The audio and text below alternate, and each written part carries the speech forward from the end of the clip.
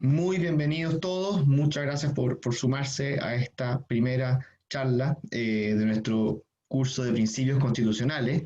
Hoy nos acompaña Alejandro San Francisco, pero antes de dar inicio a la charla misma, a mi primera charla, una pequeña introducción, una pequeña bienvenida.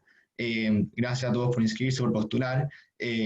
Este es un curso de principio, un curso de formación que hemos propuesto en Chile Siempre, principalmente a los miembros de la fundación, a los que forman parte de los distintos proyectos, pero que también abrimos la posibilidad a gente interesada en el tema que pueda participar. Como bien saben, tras el plebiscito del 25 de octubre, nuestro país ha iniciado un proceso constituyente, es decir, un proceso de redefinición de lo que es la norma fundamental de nuestro país, por tanto una redefinición de las reglas de la vida política, para lo cual viene un proceso de aproximadamente 2 años que debería culminar el 2022. De modo tal de enfrentar ese proceso o de prepararse para ese proceso, hemos decidido iniciar este curso. El objetivo de este curso es poder dar las herramientas intelectuales para promover en el futuro proceso constituyente una serie de principios que consideramos fundamentales en Chile Siempre. La dignidad de la persona, la libertad de enseñanza, la centralidad de la familia, la subsidiariedad y la economía del progreso. Para comenzar este curso, por supuesto, también hay que entender la relevancia del proceso y la relevancia de la Constitución en sí misma. ¿Por qué es relevante la Constitución? ¿Por qué es importante un texto constitucional? ¿Y qué se juega en la vida política de los países con la Constitución? Para entender eso, tenemos esta primera charla con Alejandro San Francisco. Alejandro es historiador de la Universidad Católica, doctor en Oxford, profesor en la Universidad Católica y la Universidad de San Sebastián, donde además dirige el proyecto Historia de Chile 1960-2010, que ya lleva, si no me equivoco, 6 tomos, y es director de formación de Instituto República. Y con él vamos a introducir este curso entendiendo cuál es la relevancia de las constituciones. Así que, sin más preámbulo, le dejo la palabra a Alejandro. El micrófono, Sanfred.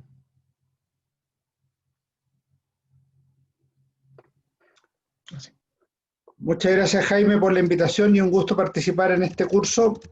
Con el mayor agrado poder conversar el tema de la Constitución y de sus características y necesidad.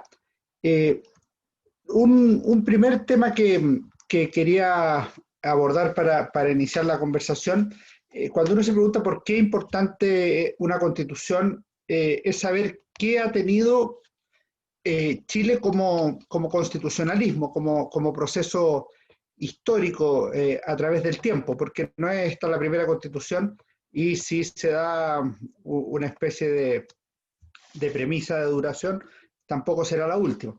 La característica de Chile es mixta. Por un lado tiene momentos o grandes periodos de gran estabilidad y por otro lado tiene grandes quiebres institucionales, de manera tal que ambos se entrelazan y Chile tuvo en el 19 periodo de continuidad republicana, en el 20 también, entre el 32 y el 73, y por último entre el 1990 y 2020. Pero también tiene quiebres muy importantes, 1829 la Guerra Civil, 1891 la Guerra Civil, 1924-25, golpe de Estado, la intervención militar del 11 de septiembre de 1973, y podríamos agregar también el estallido social o revolución o rebelión popular del 18 de octubre de 2019. O sea, hay periodos de estabilidad, pero hay quiebres. De manera que no hay que exagerar el carácter excepcional de Chile como país de estabilidad, de orden, de paz y libertad, pero tampoco hay que desconocer que Chile tiene en el contexto latinoamericano e incluso mundial una democracia que en ocasiones ha sido bastante sólida. Ahora, ¿cuál es una de las características de los procesos de ruptura institucional? Es que devienen en constituyentes, o sea, la Guerra Civil del 29 culminó después con la Constitución del 33, la Guerra Civil del 91 con el régimen parlamentario, los golpes militares 24-25 con la Constitución del 25, el golpe militar del 11 de septiembre del 73 con la Constitución del del 80. Y el estallido social de octubre del 19 podría culminar con una nueva constitución en Chile. Es decir, hay en la historia de Chile un poder fáctico constituyente que termina elaborando estos textos que después pasan a tener una duración mayor o menor según las circunstancias. Y en este último caso lo que hubo fue un plebiscito de entrada que se desarrolló el 25 de octubre pasado para ver dos cosas. Uno, si los chilenos quieren o no una nueva constitución. El apruebo resultó ganador por más de un 78%, de manera contundente. La población que acudió a votar se manifestó favorable a esa opción, es que obtuvo 5.800.000 votos, es decir, es un resultado bastante abrumador y es uno de los más grandes logros desde el regreso de los procesos electorales en 1988 para el plebiscito del sí y del no. Probablemente solo está superado por el acuerdo precisamente de cambio constitucional de 1989, cuando se reformó la Constitución por el acuerdo del gobierno del general Pinochet con la oposición de la época. Ahora se aprueba cambiar la Constitución. Y en segundo lugar, se preguntaba quién debe redactar esta nueva Constitución. Lo debe hacer una convención mixta, es decir, integrada por parlamentarios y por personas elegidas ad hoc, o debe ser 100% integrada por personas elegidas al efecto. Y triunfó la segunda fórmula, que se llama convención constitucional, aunque debiera ser convención constituyente, por cerca de un 79% de los sufragios. De manera que ya estamos en lo que se podría llamar un proceso constituyente en marcha, que seguirá en enero con la inscripción de candidatos, en abril con la elección de los representantes al Congreso Constituyente y después con el trabajo que haga el órgano que está establecido al efecto. Un primer elemento que tenemos que ver es que en Chile existía efectivamente una discordia constitucional.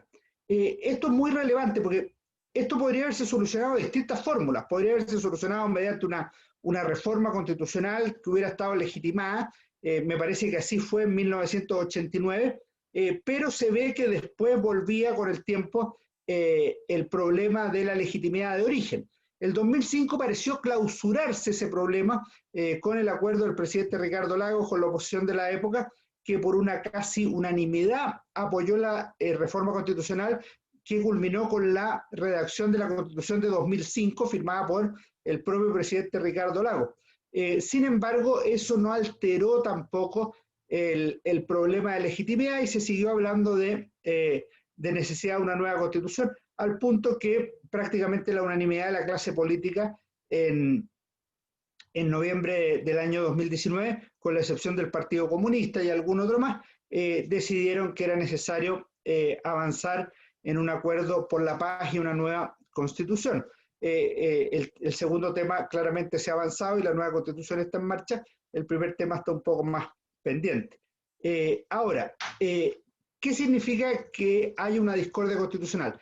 Que en un tema fundamental para las sociedades, como es el problema de cuál es el sistema que debe tener de organización política y social con la norma fundamental, que es precisamente la Constitución, no hay un acuerdo clave en el país. Y esto es muy relevante porque desde los griegos y romanos en adelante, la Constitución ha sido una de las bases del progreso. La Constitución no es el texto mismo, no es esas pocas palabras que se redactan en pocos meses y caben en pocas páginas y eventualmente duran pocos meses. No, no se trata de eso. Se trata del sistema de organización que debe tener una sociedad. Y cuando Cicerón, por ejemplo, decía cómo Roma llegó a ser un gran imperio de haber sido una pequeña ciudad, decía, bueno, por el éxito de su constitución y las virtudes de sus gobernantes y gobernados. Es decir, la constitución sí tiene importancia. Pero para que la Constitución tenga importancia, tiene que tener lo que los romanos llamaban la concordia, es decir, un compromiso de los distintos sectores o grupos con la Constitución. Cuando se produce la discordia, es decir, la división del corazón, la sociedad está en problema y puede haber un cambio que podría llegar a terminar incluso en una guerra civil por el quiebre de esa sociedad. De manera tal que la discordia constitucional no puede ser permanente y hay que resolverla. ¿Cómo se resuelve? Se resuelve en la forma en que la está resolviendo Chile. Sobre esto no hay mucho más que agregar porque ya está funcionando así. O sea, ¿podría haber sido mejor? Sí, podría haber sido mejor, también podría haber sido peor. El hecho es que esta es una fórmula que está convenida, ganó legítimamente en la elección del 25 de octubre, de manera que vamos a seguir adelante y hay que llevarla a cabo de la mejor manera posible. Ahora, lo que debiéramos procurar es tratar que tenga éxito esta fórmula. O sea, no basta con que digamos, oye, aquí hay una situación que está ocurriendo y lo que pasa en realidad me da un poco lo mismo. No, hay que ver de qué manera puede tener éxito el proceso que estamos experimentando como país.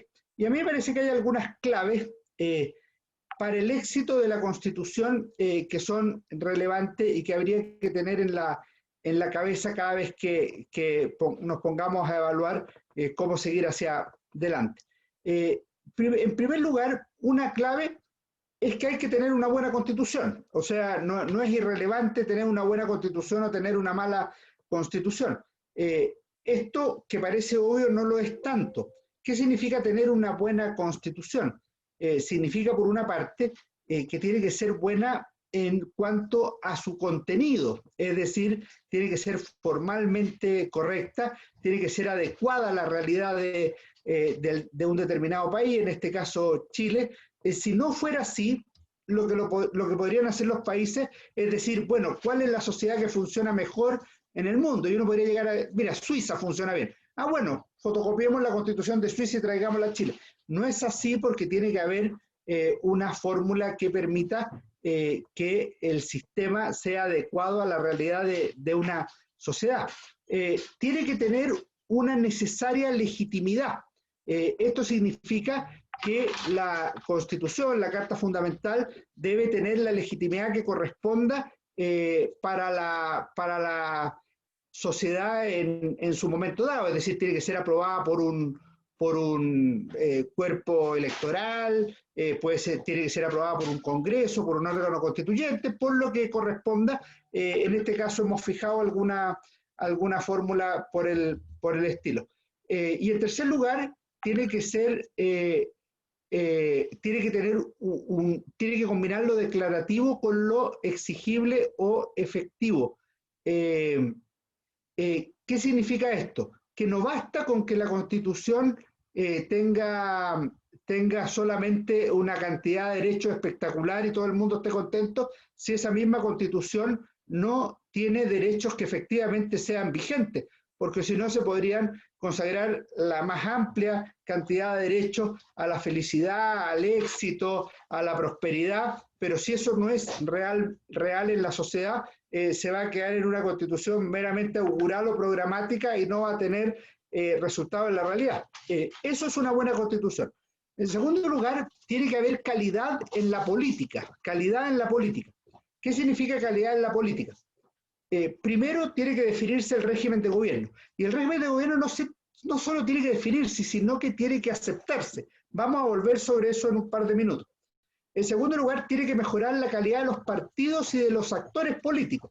Esto significa que tiene que haber un patriotismo dentro de la sociedad, de manera que las personas se comprometan a participar en política y no se produzca un abandono de la política, porque la política es sucia, porque la política tiene no sé cuántos problemas. No, hay que comprometerse con la actividad política, hay que mejorar los partidos y, por último, hay que mejorar las prácticas políticas. No puede ocurrir que por prácticas de mala calidad, por ejemplo, que se vuelva costumbre acusar a un ministro de Estado porque es una forma de fiscalizar al Ejecutivo.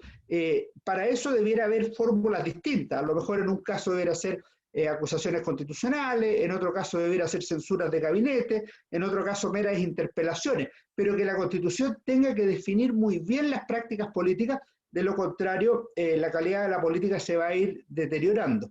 Y en tercer lugar, me parece a mí que tiene que estar el tema del crecimiento económico. No basta una buena constitución y una calidad de la política con una economía que se va al tacho de la basura. Esto es base para poder cumplir las definiciones. En este sentido, me parece que es una condición de éxito constituyente que Chile recupere el crecimiento económico, que por otro lado se cree empleo, De lo contrario, vamos a vivir en un mundo de fantasía donde va a haber una asimetría muy grande entre la realidad económico-social y la promesa política constitucional. Los derechos sociales son caros, de manera que si vamos a establecer una cantidad de derechos más o menos grande en la nueva constitución, como parece ser, o van a ser meramente programáticos o van a haber que cubrirlo, y eso requiere un desarrollo económico acorde a lo que se está prometiendo.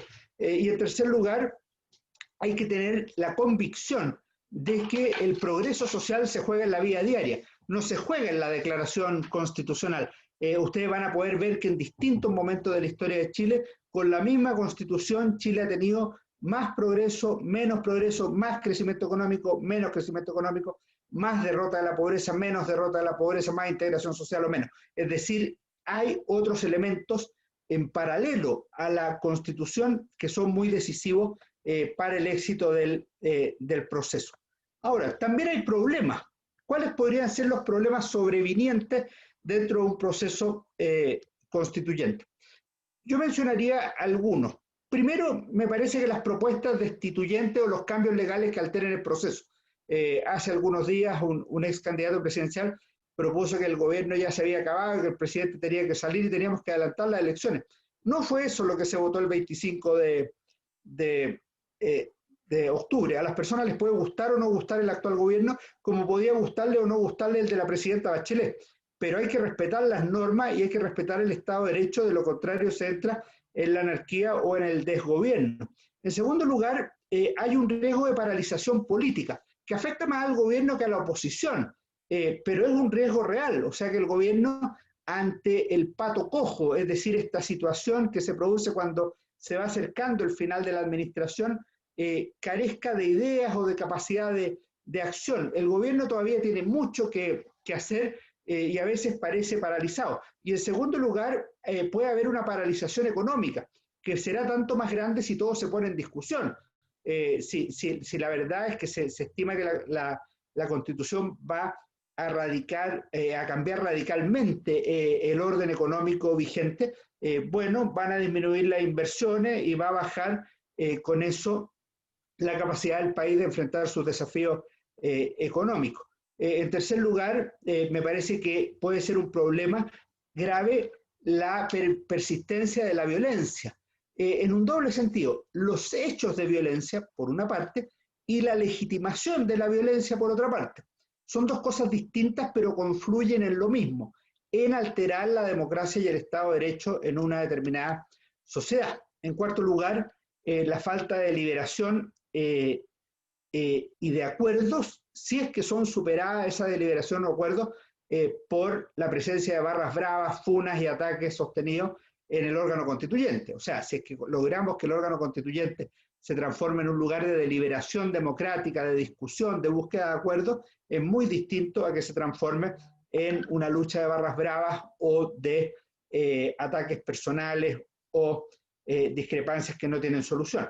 Y en quinto y último lugar, me parece necesario mencionar que podría producirse un fallo en el plebiscito de salida. Es decir, si al final hay una constitución que a un sector relevante de la sociedad no le gusta y rechaza la propuesta constituyente, Chile va a estar en un problema grande. Lo mismo se va a producir si es que es demasiado equilibrado el resultado. O sea, si el resultado es 51-49, evidentemente la constitución no va a gozar de la legitimidad que podría tener. Y esto se puede producir porque, entre otras cosas, va a ser muy novedosa la forma de hacer la Constitución. Siempre la Constitución la hizo el vencedor sobre los vencidos. Los Prieto y los Pelucones sobre los Pipiolos en 1833, Alessandri y los militares en 1925, Pinochet y quienes lucharon contra el marxismo en 1980. Bueno, eso hace más fácil tener una constitución que ponga de acuerdo a quienes están haciendo el nuevo sistema, por una parte. Pero por otro lado, la actual realidad no es esa y por ende hay que estar atento a los posibles problemas. ¿Qué debe considerar una constitución? ¿Qué es una constitución? ¿Qué tiene una constitución? Una constitución tiene básicamente dos grandes ideas. Desde el inicio del constitucionalismo, en la Revolución Norteamericana, la Revolución Francesa, que tiene tres constituciones, la 1791, 1793, 1795, del constitucionalismo chileno o hispanoamericano de comienzo del siglo XIX. ¿Cuál es el corazón del constitucionalismo, de las constituciones? Son dos grandes ideas. Por una parte, la organización del poder político, es decir, la distribución de los poderes del presidente de la República o el director supremo, el Congreso Nacional o el órgano legislativo correspondiente, el Poder Judicial, otras instituciones del Estado que parezcan relevantes. Y en segundo lugar, los derechos y libertades de las personas. Estos son los dos grandes ejes del constitucionalismo, de la Constitución. Y por eso, si es que ustedes miran las primeras constituciones de Chile, son distintas entre ellas, pero tienen elementos comunes, y van hasta hoy, siempre van a haber elementos de continuidad en todas ellas, incluso en los momentos en que hay mayor desorden o falta de organización republicana. Dicho eso, que esas son las dos grandes cosas, a mí me parece que una constitución puede importar en algunas cosas en que Chile tiene grandes desafíos. Y yo quería partir primero por el tema de la organización del poder. Y en ese sentido me parece que un tema que debiera abordar el constituyente es la modernización del Estado. El Estado en Chile es excesivamente grande y poco productivo. En otros países se nota mejor que se pagan altos impuestos, pero los impuestos tienen un rédito, una buena atención en salud, eventualmente otros beneficios.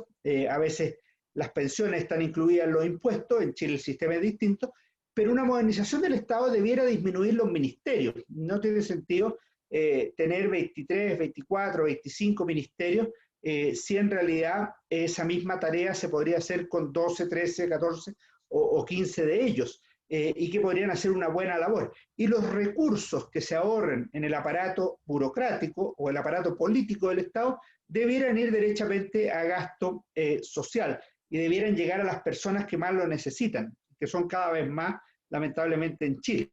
En segundo lugar, podría haber una limitación del gasto público. Hay constituciones que establecen, por ejemplo, que los sueldos que pague el Estado no pueden ser más que una proporción del PIB, de manera tal que si no sube el PIB no puede aumentar los sueldos, o tiene que fijarse un criterio salarial, es decir, tiene que bajarse los sueldos para que puedan haber X personas en el Estado. A mí me parece que tiene que haber ahí una modernización adecuada. Y en el sistema político a mí me parece que se tiene que avanzar en una necesaria descentralización.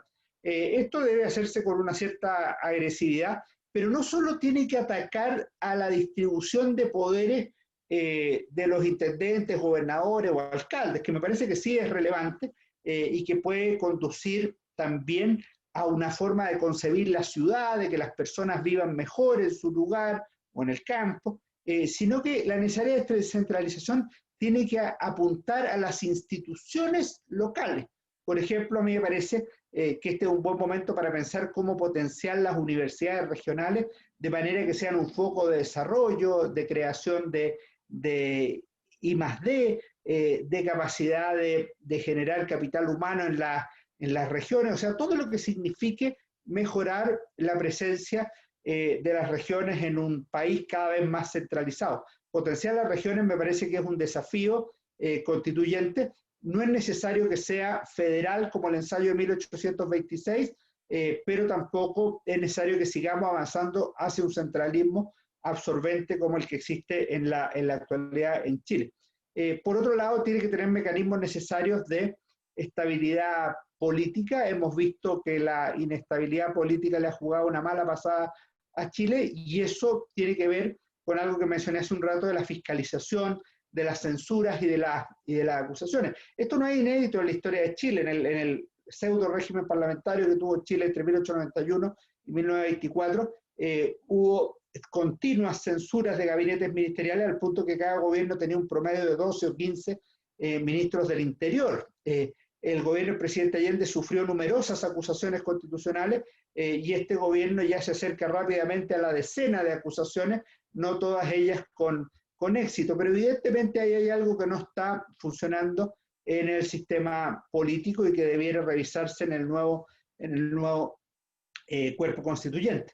El problema de fondo es que Chile tiene hoy un presidencialismo legal, un presidencialismo constitucional, así lo quiso el constituyente porque estaba en la impronta de la historia de Chile y porque estaba en el pensamiento de los constituyentes de 1980, pero este año se ha discutido y en la práctica con bastante éxito real la instalación de un parlamentarismo de facto.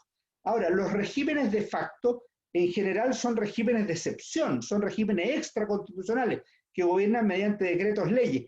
Este sistema híbrido que tiene Chile hoy entre presidencial y parlamentario es de un riesgo enorme y así avanzó el parlamentarismo consuetudinario chileno a fines del siglo XIX y me parece que hay que poner atención en eso y resolverlo, de lo contrario nos vamos a tener problemas aún mayores. Eso por mientras en el plano de los poderes públicos. Les dije que el segundo aspecto era el de los derechos y libertades. A mí me parece que la Constitución se juegan muchas cosas en el tema de derechos y libertades. Ustedes van a tener en estas 5 sesiones la posibilidad de ver algunos de estos temas, pero a mí me parece que yo quería mencionar 3 en que creo que va a haber un trabajo relevante en el constituyente y vamos a hacer un juego con la Constitución de 1925. Primero, el derecho a la educación y la libertad de enseñanza. Esta ha sido una tradición en Chile, tradición de educación particular y de educación estatal, tradición que tiene estas dos caras. Por una parte, la educación como derecho y en segundo lugar, la educación como libertad, es decir, como derecho preferente de los padres a educar a los hijos y como derecho de abrir, organizar y mantener establecimientos educacionales. Me parece que esa fórmula dual es correcta, es adecuada y debe fortalecerse, de manera tal que haya cada vez más espacios de libertad para los padres y las personas, y por otro lado, que cada vez se pueda ejercer con mayor fuerza el derecho a la educación en todos los niveles. No hay contraposición en ambos derechos, como no hay contraposición entre subsidiariedad y solidaridad, ni en muchas cosas que algunos plantean la existencia de supuestas contradicciones en el sistema de organización social. En el segundo lugar, yo plantearía el derecho de propiedad. Es evidente que la nueva Constitución va a consagrar el derecho de propiedad, si no está ahí la discusión. Está si el derecho de la propiedad va a tener las prerrogativas del derecho de propiedad, es decir, el derecho a usar, gozar y disponer de la cosa, o si por razones de utilidad común el Estado decide expropiar un bien a sus legítimos dueños, va a ser eso hecho con una indemnización adecuada, a un precio justo y de manera previa a la expropiación. De lo contrario, es una muerte del derecho de propiedad. Y en tercer lugar, quería mencionar que tiene que ver con los derechos y las libertades desde el punto de vista operativo, el sistema político y el Estado de Derecho. O sea, si es que el sistema político violenta el Estado de Derecho, o sea, empieza a funcionar de facto, en la práctica los derechos empiezan a dejar de existir. Y eso es un riesgo que no corresponde asumir como sociedad. Me quería referir un segundo a la necesaria articulación entre los derechos y las realidades. La Constitución aguanta todo porque el papel aguanta todo, lo mismo que la ley. Uno podría poner en una Constitución los derechos más insólitos o los que nuestra creatividad nos permita. Por eso yo creo que es necesario mirar un poco a la historia y ver qué se ha hecho antes.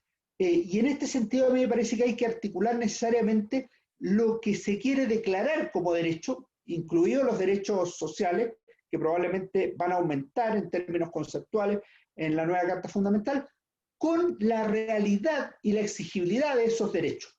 Y en ese sentido, por ejemplo, si ustedes miran la Constitución de 1925, que era una buena Constitución, decía, es deber del Estado velar por la salud pública y el bienestar higiénico del país. Deberá destinarse cada año una cantidad de dinero suficiente para mantener un servicio nacional de salud. Eso es lo que dice la norma. Bueno, ¿qué dice la realidad? Salvador Allende, ministro de Educación, perdón, de Salubridad Pública en 1939, decía que Chile tenía la más alta tasa de mortalidad infantil del mundo. Y el programa de gobierno de la Unidad Popular decía en 1969 que en Chile 1 de cada 2 niños menores de 15 años padecía de desnutrición. Entonces, la Constitución asegura a todos los habitantes este derecho a tener una salud pública y un bienestar higiénico del país. Pero por otro lado, los niños mueren en cantidades al nacer y por otro lado, los menores de 15 años padecen desnutrición.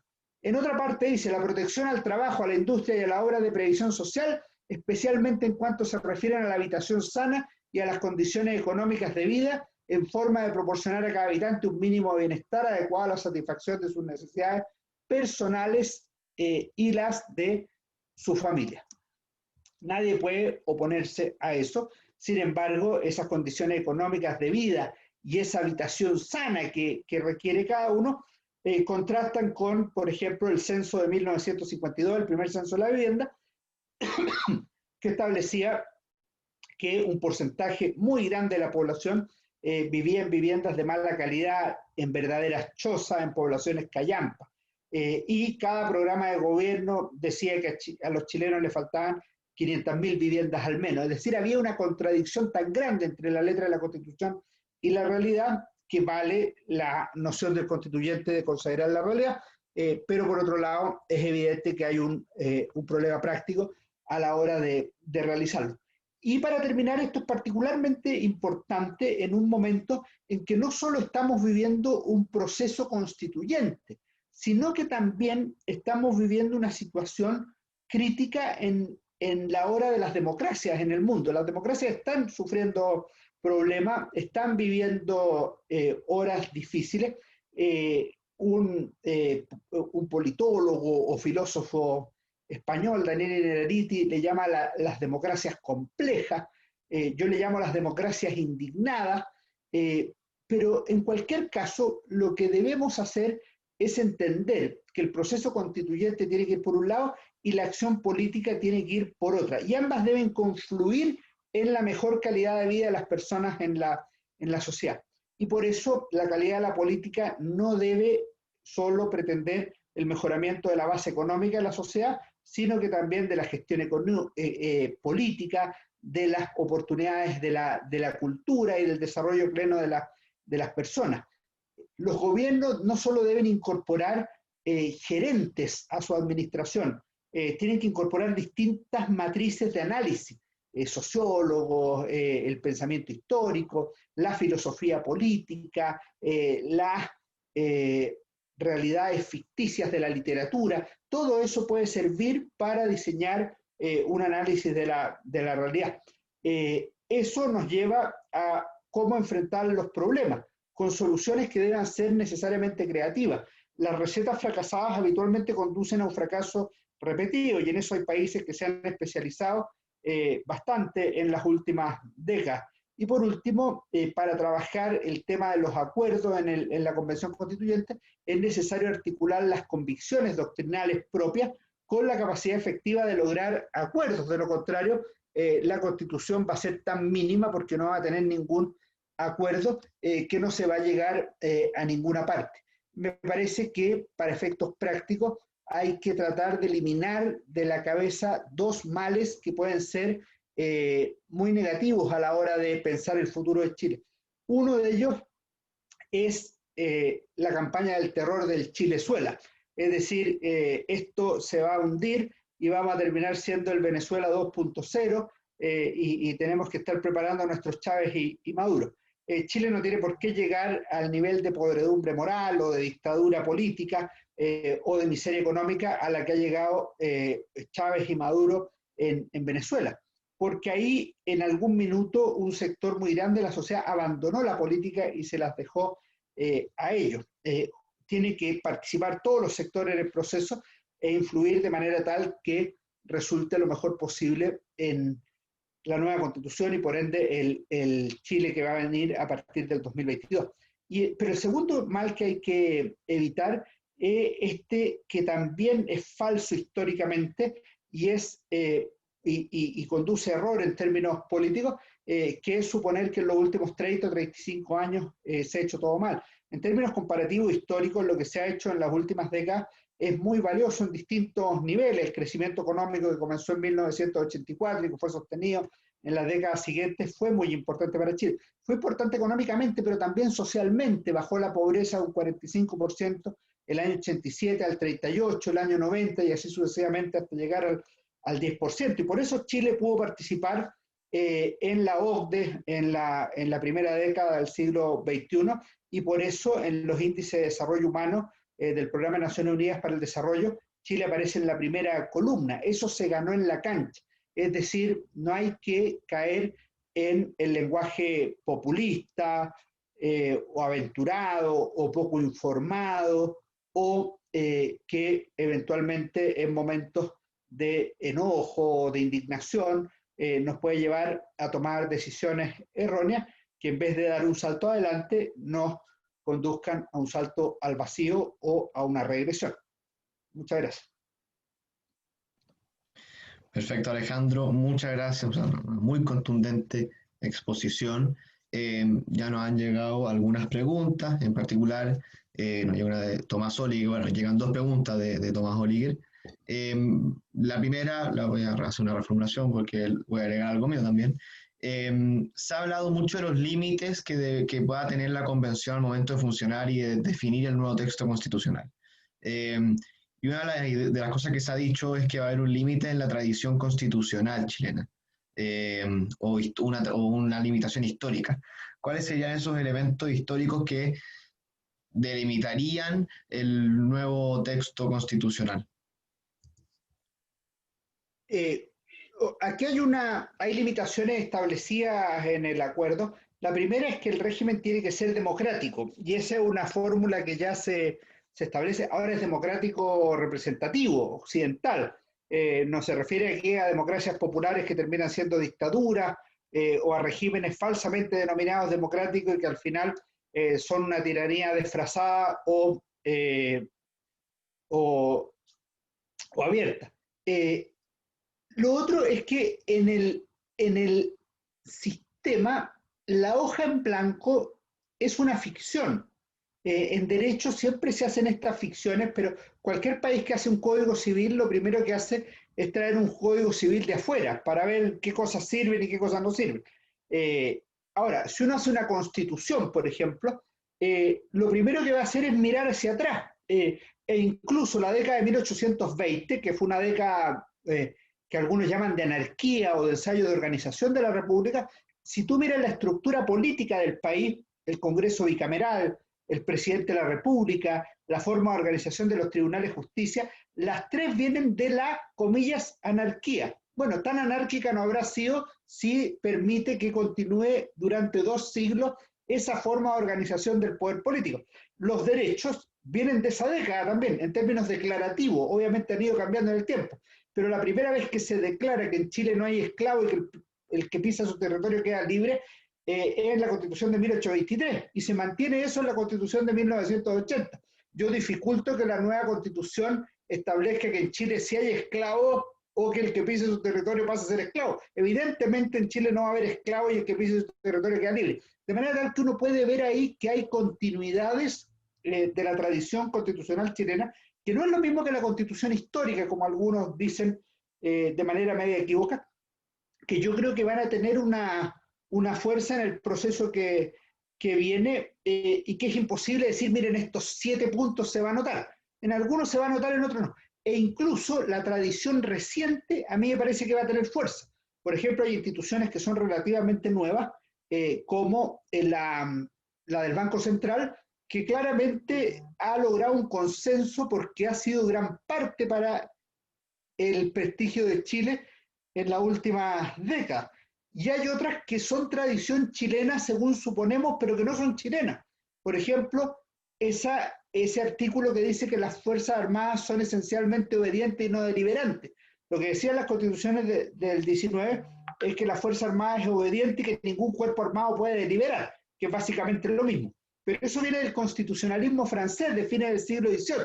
Es decir, la tradición chilena no es chilena, sino que es francesa. Entonces, todo esto tiene muchas aristas y yo creo que se van a ver reflejadas de mayor o menor manera en la discusión constituyente. Ahora, para eso, ¿qué se requiere? Primero, se requiere que al menos haya un grupo de personas relativamente cultas que sepa comprender eso y exponerlo de manera fácil. Yo creo que convención constituyente tiene que tener una adecuada combinación de dos tipos de personas.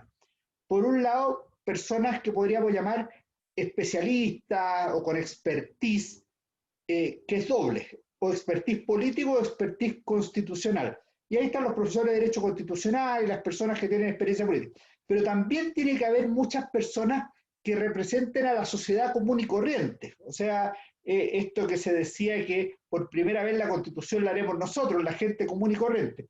Yo creo que los dos extremos podrían ser un error.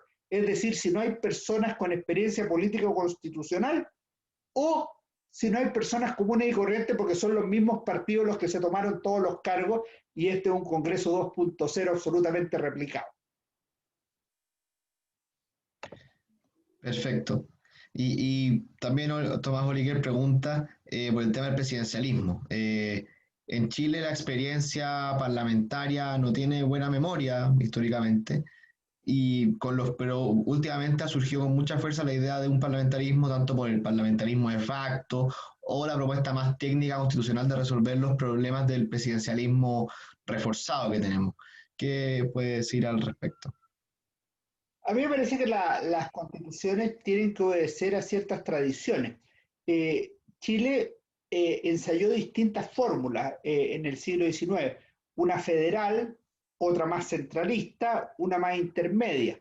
Lo mismo pasó en el tema del poder. La Constitución de 1833 en su origen es más presidencialista, autoritaria, con un presidente que es jefe de Estado y jefe supremo de la nación, que en la práctica es un gran elector y muchas otras cosas.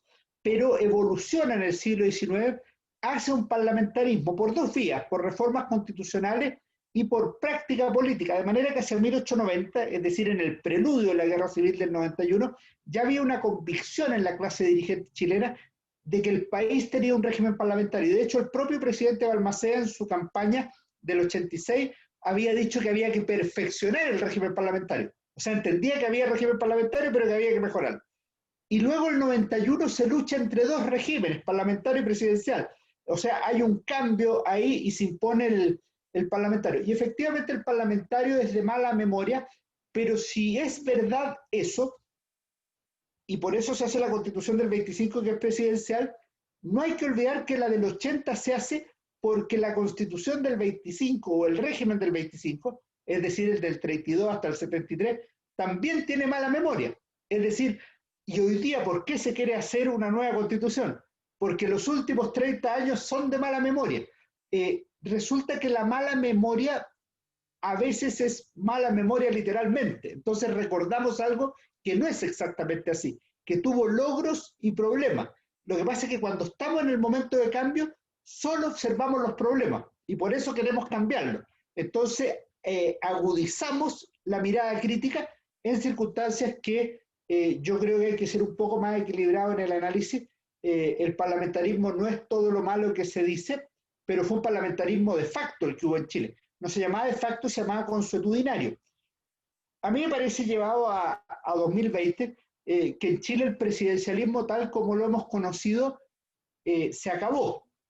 Y lo que va a haber es un régimen semipresidencial o semiparlamentario, que a lo mejor va a integrar un jefe de Estado y un jefe de gobierno distinto, siguiendo algún modelo europeo. En Francia hubo cohabitación en algunos minutos de crisis entre François Mitterrand y Jacques Chirac. Entonces habría que ver eso. No hay una fórmula perfecta, porque si hay mala política, cualquier sistema le va a resultar malo, y en esto conviene tener clara la máxima de los navegantes, pues al que no conoce el puerto de destino todos los vientos le son contrarios. Cuando los políticos no tienen claro hacia dónde van, todos los sistemas le son malos. Perfecto. Benjamín Sepúlveda pregunta por el Congreso bicameral.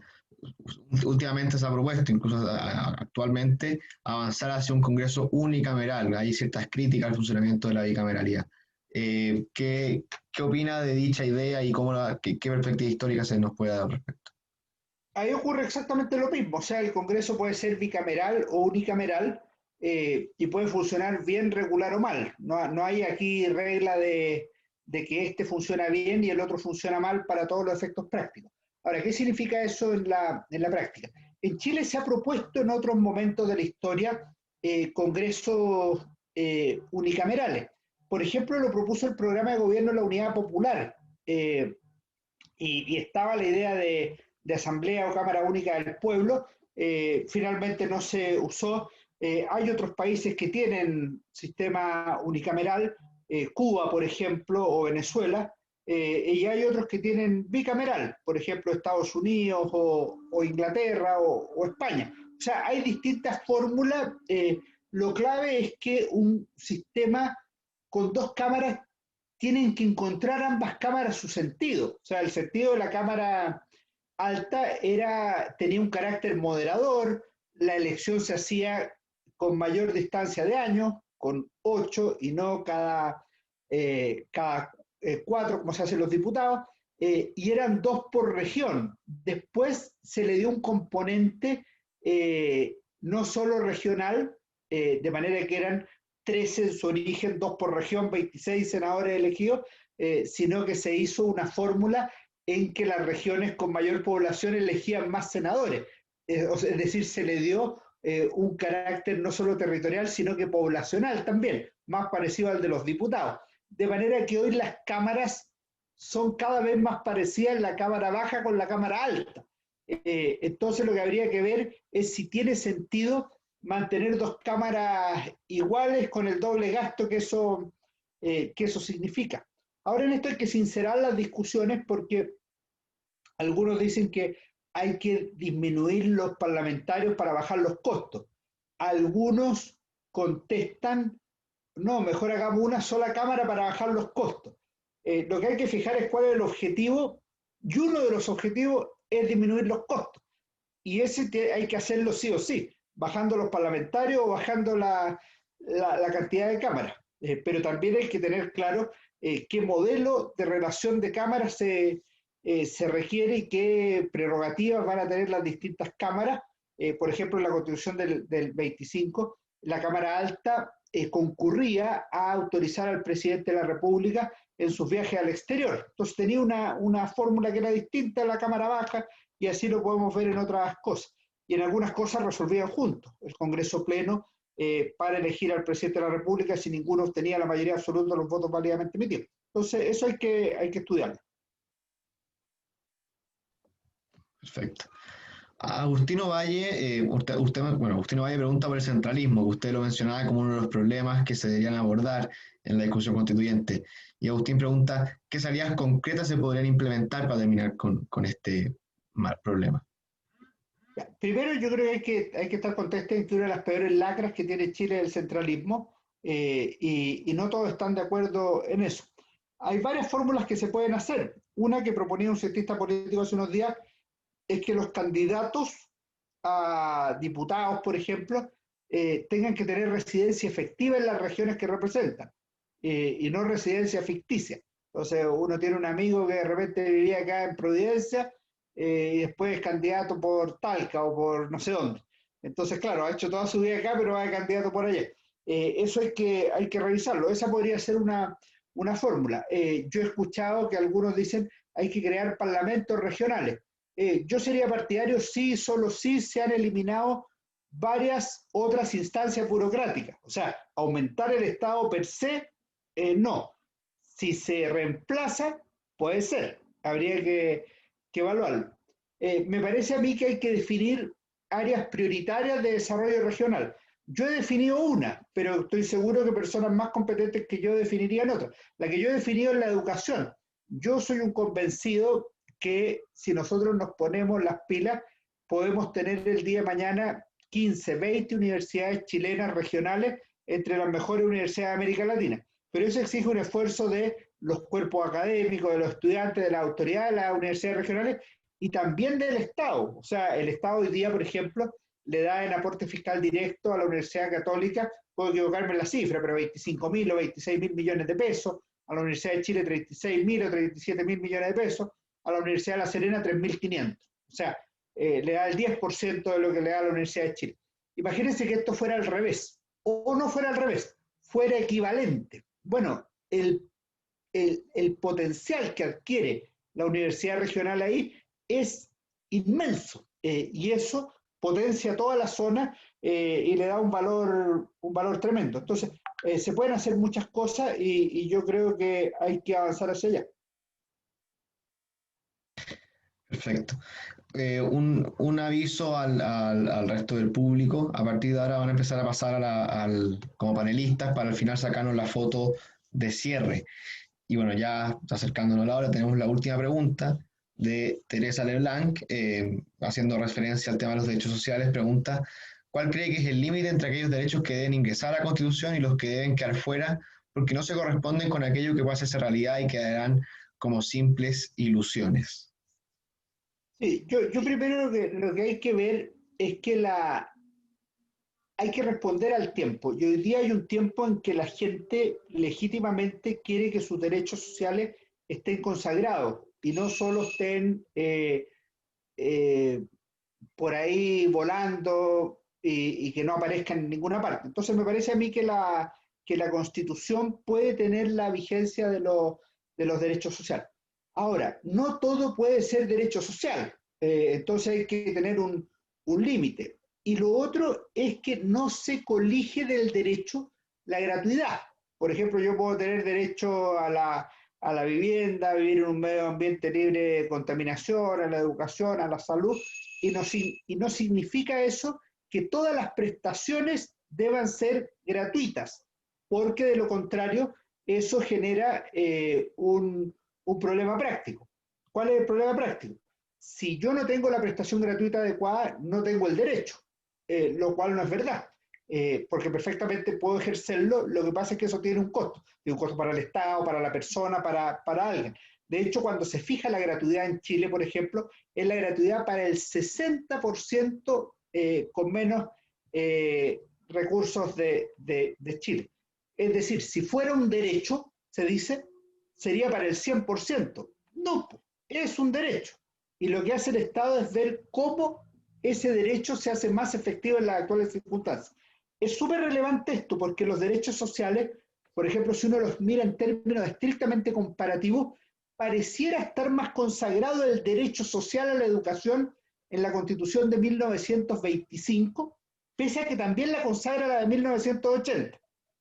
Pero la del 80 pone más énfasis en la libertad de enseñanza, que no lo ponía tanto la del 25, salvo en la reforma del Estatuto de Garantías Constitucionales de 1970.